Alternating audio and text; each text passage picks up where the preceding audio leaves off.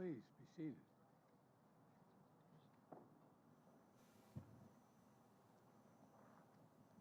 Well, Mr. President, it's good to see you again, my friend. We've met several times over the last year, and each time we have deepened our nation's partnership, and for the benefit, I think, of both our peoples. Today's no exception. Our nation's relationship has been a great success story. The alliance formed in war and has flourished in peace. Seemingly every day, we've launched new areas of cooperation on cyber, strategic technologies, space, democracy, and all the areas that matter most to our future. Because of its core, our alliance is about building a better future for all of our people. And there's no better example than our economic relationship and partnership, which is delivering incredible benefits to both our nations. Through the Indo-Pacific Economic Framework, we're advancing economic growth grounded in high standards for our workers, for the environment, and for communities throughout the region. We're standing together against economic influence being leveraged in coercive ways. And since I took office, Korean companies have invested more than $100 billion in the United States, driving innovation and spurring good new jobs for Americans and Korean workers. Our mutual defense treaty is ironclad, and that includes our commitment to extended deterrence, and that includes the nuclear threat and the nuclear deterrent. They're particularly important in the face of DPRK's increased threats and a blatant violation of U.S. sanctions. At the same time, we continue to seek serious and substantial diplomatic breakthroughs with the DPRK to bolster stability on the peninsula, reduce the threat of proliferation, and address our humanitarian and human rights concerns for the people of the DPRK. The Republic of Korea and the United States are working together, including through our trilateral cooperation with Japan, to ensure the future of the Indo-Pacific is free, is open, prosperous, and secure. I want to thank you again, Mr. President, for your political courage and personal commitment to diplomacy with Japan. I've worked on these issues for a long time, and I can tell you it makes an enormous difference when we all pull together. I also welcome and support your administration's new Indo-Pacific strategy. It's a strategy that affirms how aligned our two nations are and our visions of the region and how similar they are. Today, we discussed our work together on promoting peace and stability in the Taiwan Straits, ensuring freedom of navigation in the South China Sea and beyond. Excuse me. I also affirmed our shared commitment, we together shared our firm shared commitment to stand with the people of Ukraine against Russia's brutal assault on their freedom, their territorial integrity, and democracy. The Republic of Korea's strong support for Ukraine is important because Russia's flagrant violation of international law matters to nations everywhere in the world, not just in Europe. When it comes right down to it, it's about what you believe, what you stand for, what kind of future you want for your children and grandchildren. And right now, I believe the world's at an inflection point. The choices we make today, I believe, are going to determine the direction of our world and the future of our kids for decades to come. That's why this partnership is so important, Mr. President, because we share the same values, the same vision. And I greatly appreciate, Mr. President, that the Republic of Korea co-chaired the second Summit on Democracies last month, and they will host the third Summit for Democracies.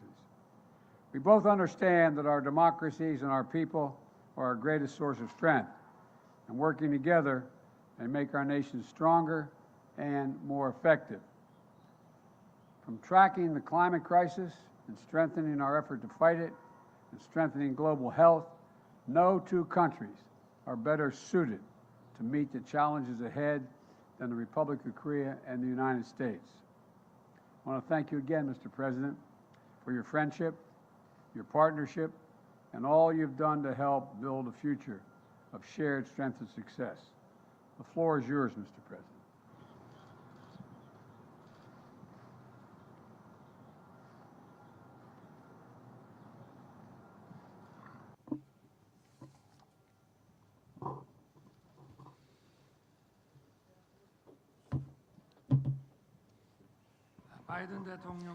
President Biden, thank you for your special and warm hospitality.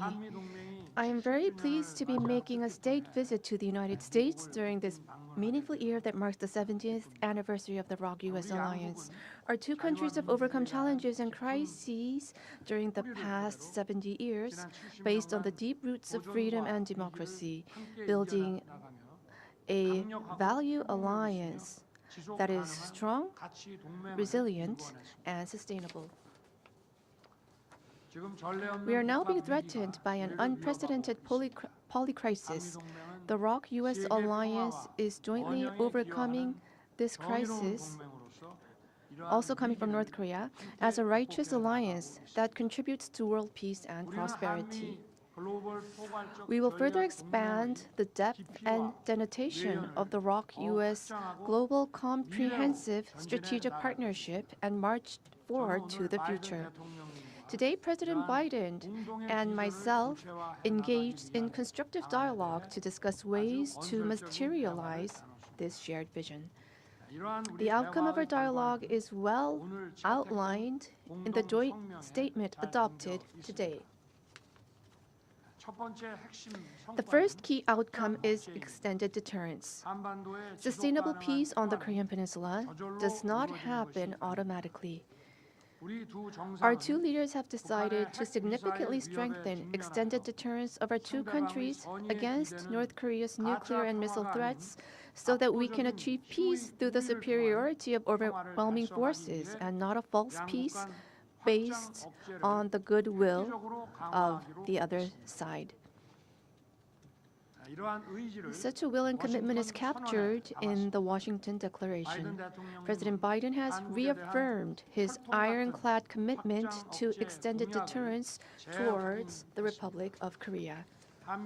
Our two countries have agreed to immediate bilateral presidential consultations in the event of North Korea's nuclear attack and promise to respond swiftly, overwhelmingly, and decisively using the full force of the alliance, including the United States nuclear weapons. Our two countries have agreed to establish a nuclear consultative group to map out a specific plan to operate the new extended deterrence system.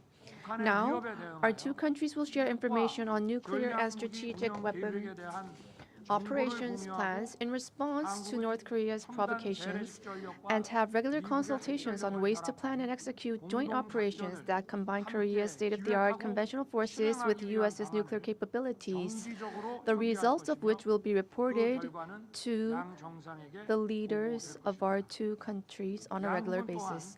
In addition, our two countries have agreed to further advance tabletop exercises against a potential nuclear crisis. In addition, deployment of the United States strategic assets to the Korean Peninsula will be made constantly and routinely. President Biden and I will continue to cooperate to strengthen extended deterrence between our two countries based on our historical and concrete agreement reached during our summit. Second, our two leaders have agreed to further strengthen the strategic partnership in economic security, which is directly related to the national economies of our two countries. President Biden and I welcomed the expansion of our firms' bilateral mutual investment in advanced technology, including semiconductors, electric vehicles, and batteries. President Biden has said that no special support and considerations will be spared for Korean companies' investment and business activities in particular. We have agreed to consult and coordinate closely so that the U.S. Inflation Reduction Act and the CHIPS and Science Act can further strengthen supply chain cooperations between the two countries in advanced technology. Furthermore, we plan on ramping up partnerships in cutting-edge technology. We have agreed to establish a dialogue for next-generation emerging and core technology between the U.S. National Security Council and the Korea Office of National Security pertaining to chips, batteries, biotechnology, quantum science, and other cutting-edge technologies with the aim of promoting joint R&D and experts exchange. We have also adopted a separate joint statement for strengthening cooperation in the rapidly emerging quantum science and technology domain.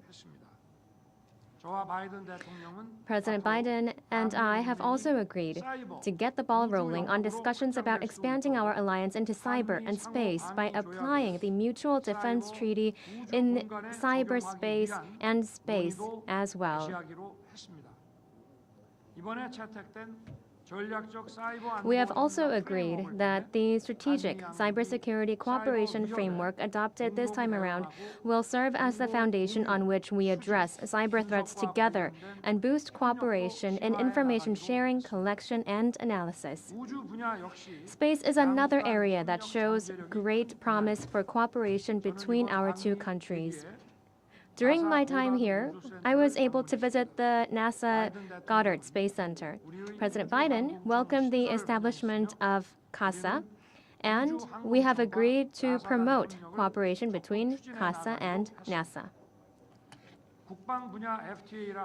We have also agreed to accelerate discussions on reaching a reciprocal defense procurement agreement, which is equivalent to an FTA in terms of national defense. Meanwhile, President Biden and I have agreed to promote exchange between the future generations of our two countries. To this end, we have launched the U.S. ROK Special Exchange Initiative for Youths. In celebration of the 70th anniversary of the ROK-U.S. alliance this year, our two countries plan to invest a total of $60 million to support exchanges between 2,023 youths majoring in STEM, humanities, and social sciences. This also includes the largest Fulbright program to date, which will provide scholarships for 200 students. Last but not least, President Biden and I have agreed that South Korea and the United States, as key partners in achieving stability and building peace in the Indo-Pacific region, will put our heads together as we implement our Indo-Pacific strategies to strengthen our cooperation in addressing regional and global challenges. In particular, President Biden expressed strong support for efforts made by the Korean government to normalize Korea-Japan relations. And we have agreed to continue our efforts in strengthening Korea-U.S.-Japan trilateral cooperation. Furthermore, we reaffirmed that the use of force to take the lives of innocent people, an example of which would be Russia's invasion of Ukraine, can in no circumstances whatsoever be justified. In that sense, we agreed to continue our cooperation and efforts alongside the international community to support Ukraine. During this meeting, we also discussed plans through which our two countries can take a leadership role in addressing global challenges such as climate change, international development, and energy and food security. I am delighted that through today's meeting, we've opened up a new chapter for the next 70 years of the ROK-U.S. alliance. I hope President Biden and I, with the support of people in our two countries, can fully deliver on the blueprint that we have mapped out today with the aim of founded in the reaffirmation of the value of freedom and our universal values. Thank you.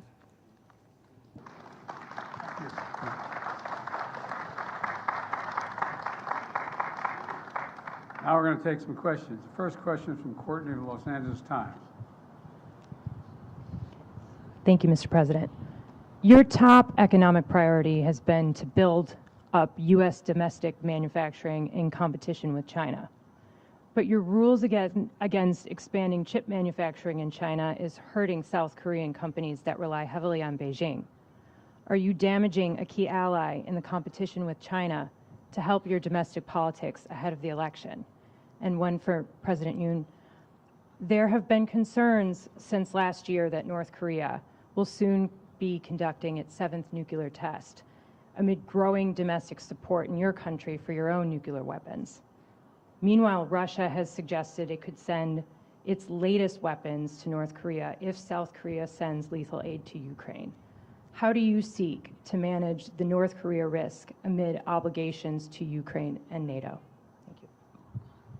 Let me respond to your question first.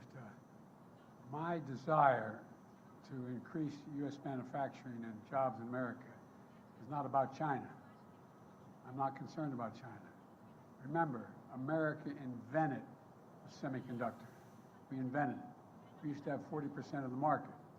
And we decided that what we're going to do over the past, I don't know how many decades, we decided that it was going to be cheaper to export jobs and import product.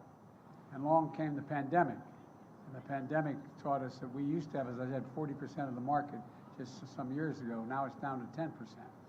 And again, we invented the supercomputer. So I decided to go out and see what we could do to increase our hold on the market once again. And so what I did was I went around the country, as well as in addition to passing the Chips and Science Act, I, in fact, visited countries around the world. And 2 significant South Korean companies decided they were going to invest billions of dollars in chip manufacturing in the United States. It wasn't designed to hurt China. It was designed so we didn't have to worry about whether or not we had access to semiconductors. For example, during the pandemic, what happened was all of a sudden everybody started to learn the phrase supply chain. A year ago, no one knew what the hell everybody was talking about when he said supply chain. But now they all know. And we lost access to these semiconductors, in which new automobiles in the United States need 30,000 of them just to build a new automobile. And we didn't have them. So we started to invest here. And what happened was when we encouraged the investment through the Chips and Science Act, and now we have enormous investment in the United States, well over $200 billion in long-term investment in semiconductors. And we're rebuilding the economy of the United States with those semiconductors. It's not designed to hurt China. The only thing I did say with regard to China, there are certain extremely sophisticated semiconductors that we have built that are useful for nuclear and or other weapon systems. Those we are not selling, we're not exporting to China or anyone else. And so that's the context in which this has all occurred. In the meantime, we've created thousands of jobs and bringing back a sense of pride and dignity to so many towns in the country where all of a sudden, over the last 3 decades, we found out that factory that had 600 people shut down. The soul of that community was lost. And so I made sure when the semiconductors were coming back that they were not just going to go to the coast, they'd be all over the country. And so we have a significant field of dreams outside of in Ohio, outside of Columbus. We're in Texas, we're in Arizona, anywhere, all over the country. So it's not viewed to hurt anyone else. We are providing access to those semiconductors. We're a supply chain you can count on. But we are not going to sit back and be in a position where we don't have access to those semiconductors. We are not going to be a place where we're the end of that line. We're the beginning of it. And it's generating significant economic growth in America and not hurting anybody. And by the way, it's creating jobs in South Korea. It's creating jobs in South Korea, not just with SK, but anyway, with Samsung and other industries. So I think it's a win-win.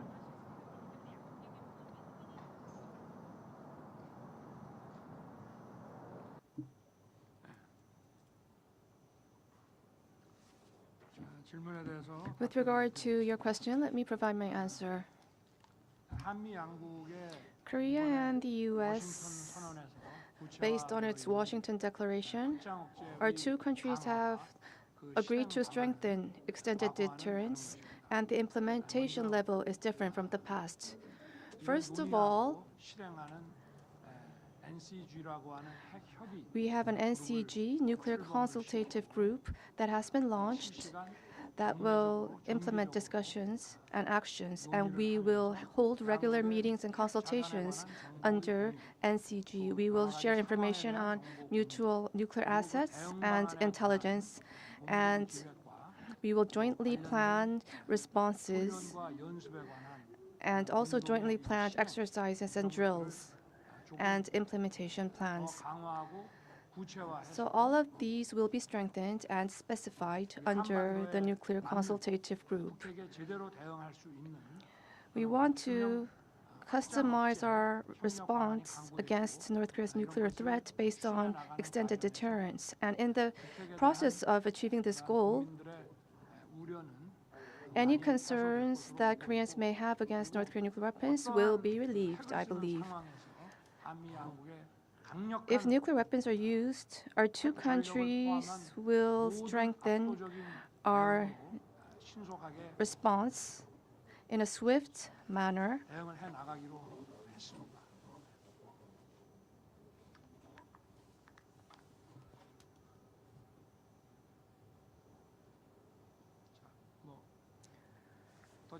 Any further questions to me? Please.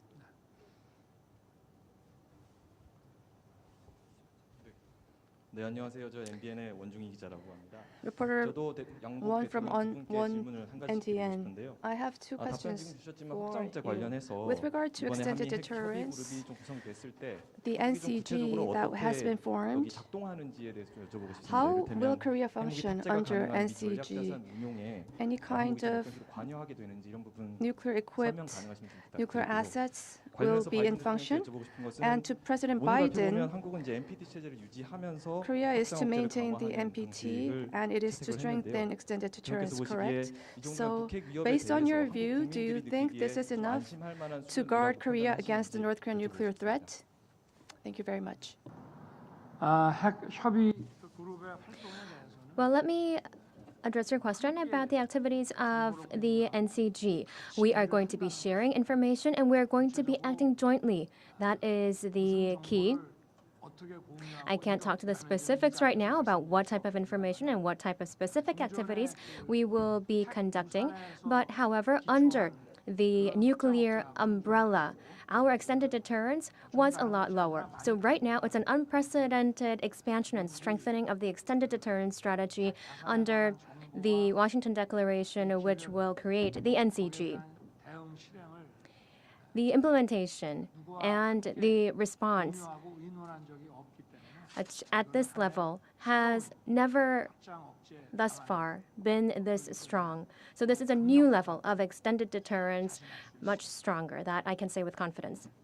The response that I would give you is that extended deterrence means that we are having more consultation with whatever action is to be contemplated or taken.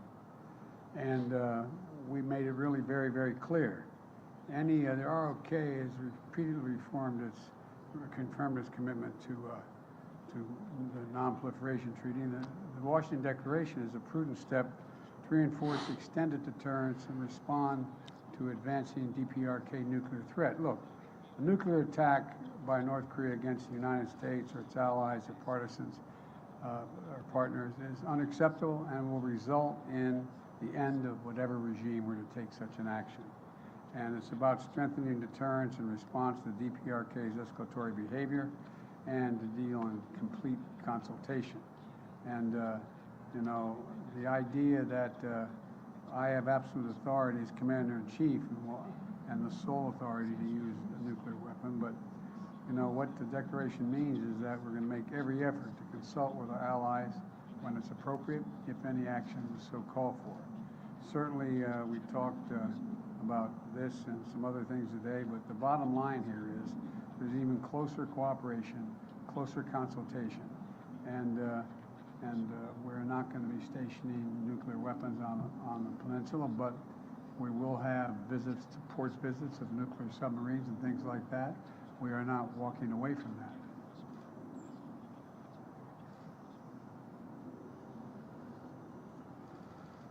My turn to ask a question. I think the next question is Mary Bruce, ABC. Thank you, Mr. President. You recently launched your re-election campaign. You've said questions about your age are legitimate, and your response is always, just watch me. But the country is watching, and recent polling shows that 70% of Americans, including a majority of Democrats, believe you shouldn't run again.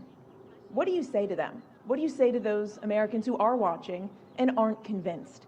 You've said you can beat Trump again. Do you think you're the only one? I may not be the only one, but I know him well, and I know the danger he presents to our democracy, and we've been down this road before. And with regard to age, you know, and polling data, I notice the polling data I keep hearing about is that I'm between 42 and 46% favorable rating, et cetera.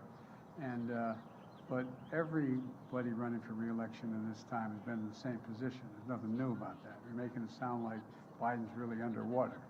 Number one. Number two, when the same polling data asks whether they think what kind of job I've done, it gets overwhelmingly positive results. From 58% thinking everything from the CHIPS Act and all the things we've done. You know, we've created, like I said, we've created 12 million new jobs. We've created 800,000 manufacturing jobs. We have economic growth moving. We're in a situation where the climate, we've invested more money and more help in dealing with the climate crisis than any nation in the world.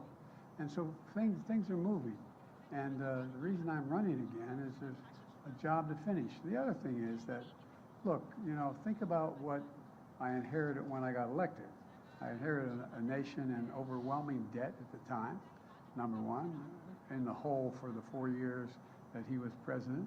I inherited a nation that had a serious loss of credibility around the world as America first. And, you know, the first meeting I attended the G7, I said, America's back. And one of the world leaders looked and said, for how long? For how long? There's a great concern about the United States being able to lead the free world. And we're doing that again. And those same polls you look at, you take a look at the polls that are saying whether I pull together NATO and the European Union as well as Asian partners, I think we have. But there's more to do. And with regard to age, I can't even say, I guess how old I am, I can't even say the number. It doesn't register with me. And but the only thing I can say is that one of the things that people are going to find out is they're going to see a race and they're going to judge whether or not I have it or don't have it. I respect them taking a hard look at it. I take a hard look at it as well. I took a hard look at it before I decided to run. And I feel good. I feel excited about the prospects. And I think we're on the verge of really turning the corner in a way we haven't in a long time.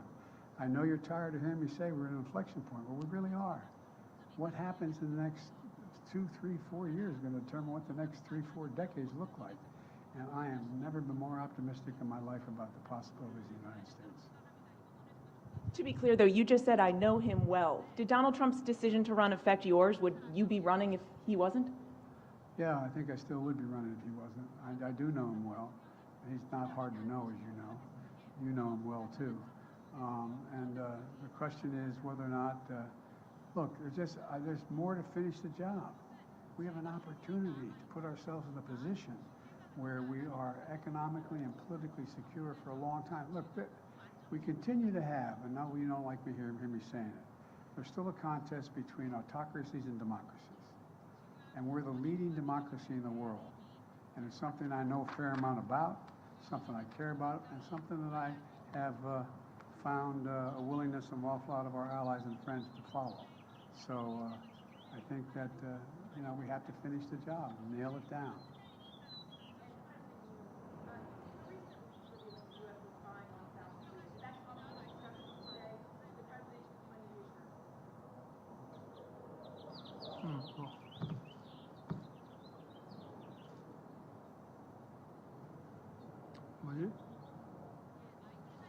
You need to repeat the question. The mic was not used. We could not interpret.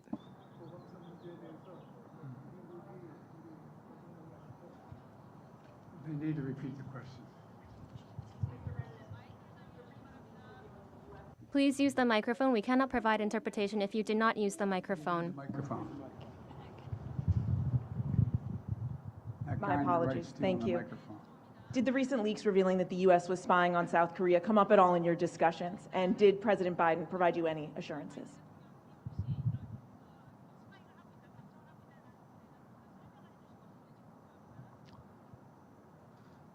지금 뭐 한미 간에 그 부분에 대해서는 With regard to that, 소통하고 we are communicating between our two countries and we are sharing necessary information.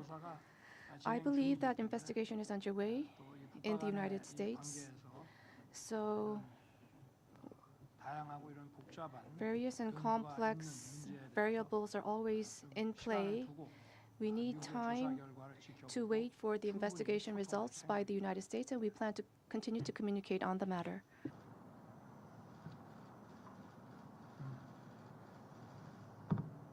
This will be the last question. 예, 질문 주셔서 감사합니다. 파이낸셜 뉴스의 김학재 기자입니다. I'm from Financial News. My name is Kim Hak-jae. 질문 드릴 텐데요. 윤석열 대통령께 먼저 말씀드리겠습니다. My question goes to both of you. My first one goes to President Yoon first. During this state visit, you've said that the alliance has strengthened to cutting-edge industries, to cutting-edge science, and also investments in businesses have been some of the outcomes. These are some positives. However, to each individual of the public, how will this have a long-term impact? What will be the direct benefits felt? And to President Biden. In celebration of the 70th anniversary of the Iraq-US alliance, I know that the atmosphere is really positive. However, Korean businesses, especially because of the CHIPS Act and the IRA, are on edge. What message can you send to the Korean companies to really make sure and tell them that this is not something to worry about? The technology cooperation between the ROK and the U.S. and also in partnerships in cutting-edge industries and science and technology was your first question. So that is about really strengthening the competitiveness of our two countries. And it will enhance the productivity and create added value, high added value. These are the types of products that are going to be produced. And from the perspective of the public, for each individual, in that process, they will reap the benefits wide and comprehensive that will stem from these industries and investments in these industries, for example, from job creation as well.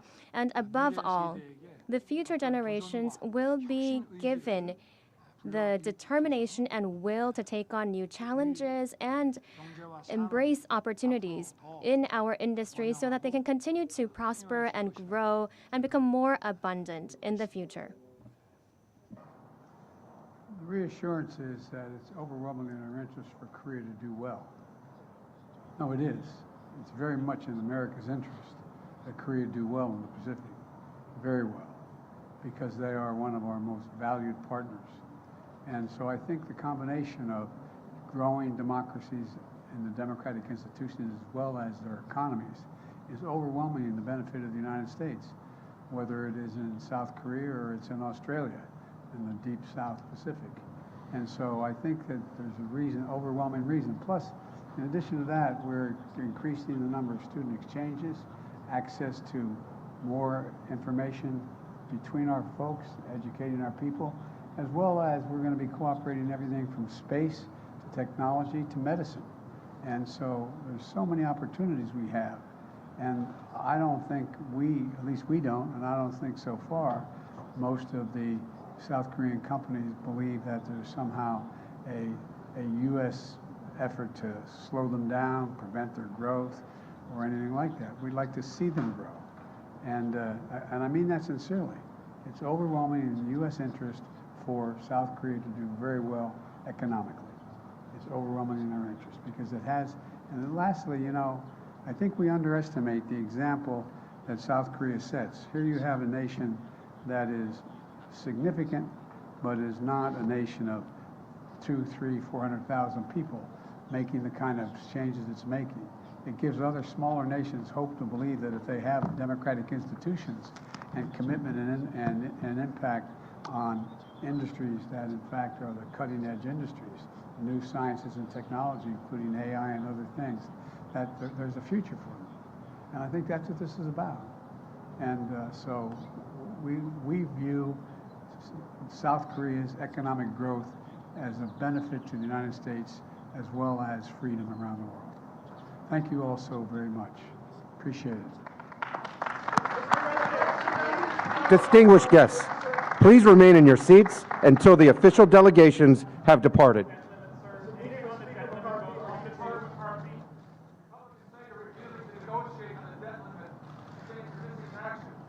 They haven't figured out the debt limit yet. Thank you. Happy to meet with McCarthy, but not on